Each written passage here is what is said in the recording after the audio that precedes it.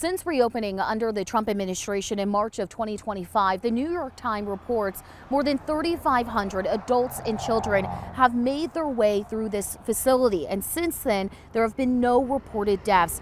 But there has been a confirmed outbreak of measles. And just this week, a detained 2-month-old was sent to the hospital. But the story alleged in this habeas petition is about 1-year-old Amalia, who her legal team says nearly died here. Kayla Mercano, Steven Prieto, and their 1-year-old baby Amalia talking to us in Spanish over Zoom on this Thursday night. Y le doy muchas gracias a Dios de que mi hija está bien y que pudo superar todo lo que pasó allí. Nearly 2 weeks ago, the three were released from the Dilley Detention Center after being held there for about 2 months. This was a family that had done everything by the book, and still they were detained. Olivia Chu is a law student attorney at Columbia Law School. She's been working alongside her professor and attorney, Alora Mukherjee. They filed this habeas corpus petition claiming the family was being unlawfully detained and that baby Amalia nearly died. The parents fled from Venezuela and in Mexico gave birth to Amalia. In 2024, they entered the U.S. in El Paso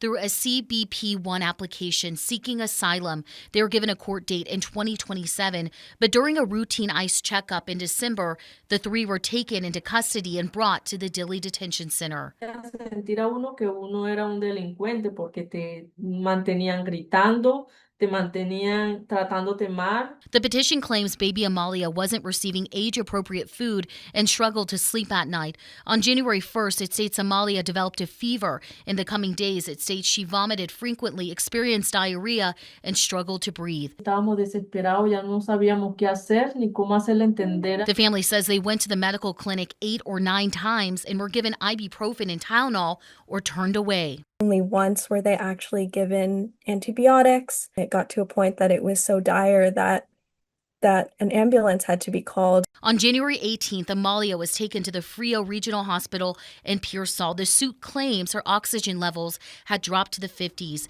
That same day, she was transferred to the Methodist Children's Hospital in San Antonio. We do think that she was on the brink of death by the time that they took her to the hospital. Chu says the baby was diagnosed with pneumonia, COVID-19, RSV, bronchitis, and an ear infection. On January 28th, she says Amalia was discharged and brought back to the Dilley Detention Center with a nebulizer to administer albuterol and Pediasure to address her weight loss. They claim the staff at Dilley took away her medicine and forced the parents to wait in line at the clinic to obtain the Pediasure. But in his statement from an ICE spokesperson, they say, quote, "This claim is completely false. Medical staff at the Dilley facility ordered and administered all medications as needed, including daily prescriptions for their child after returning from the hospital," end quote. If you could respond to the fact that they are saying that this is not true and that they gave them the best medical care that they maybe have ever had access to.